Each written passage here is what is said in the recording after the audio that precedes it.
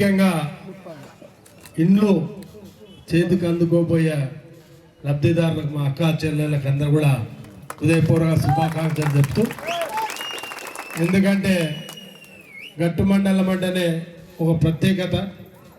అంటే గట్టు మండలం ఎప్పుడు ఇచ్చినా నన్ను ఈ స్థాయికి ఎదగడానికి కారణమైన మీకు అందరూ కూడా పేరు పేరున శిరస్వతున్నా. అంటే ఎక్కడ పోయినా నన్ను మీరు ఆదరించినారు.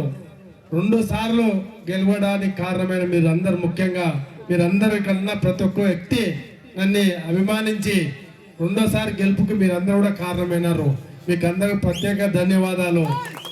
వాళ్ళు ఇప్పటి వరకు కూడా ఏ ప్రోగ్రాం వచ్చినా అధికార పరంగా ఏది వచ్చినా మొట్టమొదటిసారిగా మా కార్యకర్తల మీటింగ్ వచ్చినా అధికార ప్రోగ్రాంలు వచ్చినా గట్టుతోనే స్టార్ట్ చేస్తూ, గట్టు అనేది ఒక అదృష్టంగా భావిస్తూ ప్రతిదీ పరిష్కరిస్తూ, గట్టు మండలానికి ఎటువంటి సమస్యలున్నా ఆ సమస్యలు తీర్చడానికి నా వంతుగా నేను ప్రయత్నం చేస్తూ, గట్టు ఎత్తిపోతల పథకం అయితేమి, తాగు నీళ్ళు అయితేమి, అదేవిధంగా స్కూళ్ళు విద్య అయితేమి, అన్ని రంగాల్లో అభివృద్ధి చెందాలి.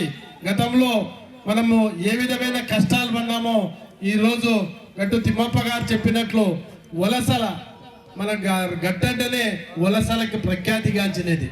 మనమందరం కూడా నెత్తి మీద గంబలు పెట్టుకొని సంకల పిల్లని వేసుకొని పోయి బతుకు తెరువు కోరికి ఎన్నో కష్టాలు పడినాం. ఆ వల్ల గుర్తుండింటాయి.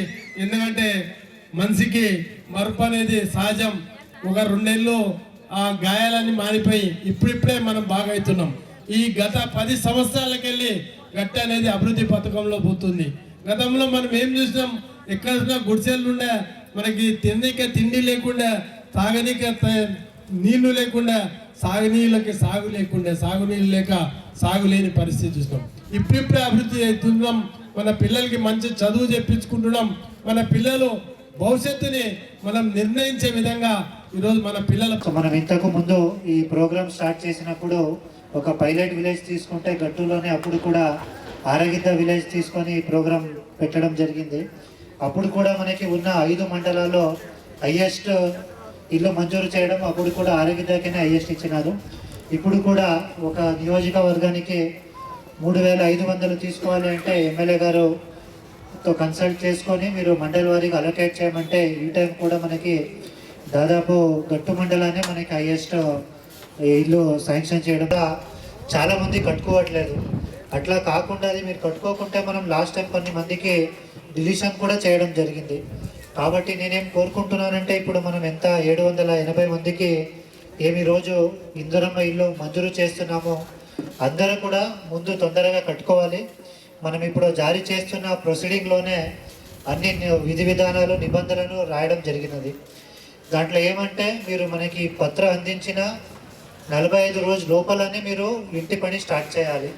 అది దయచేసి అందరూ చూసుకోవాలి. మనకు ఆ మంజూరీ పత్రంలో కూడా ఉంది.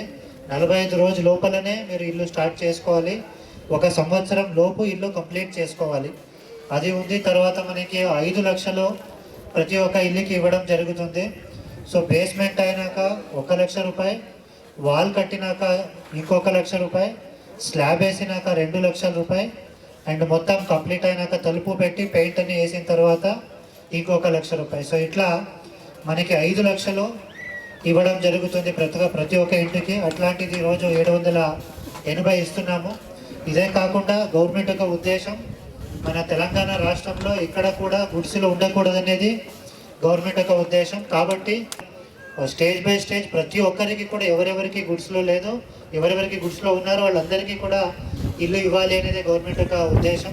కాబట్టి ఇప్పుడు ఎవరికైనా రాకున్నా కూడా నెక్స్ట్ సెకండ్ ఇది ఫేజ్ 1 అని అనుకుంటే సెకండ్ ఫేజ్లో రావడం జరుగుతుంది.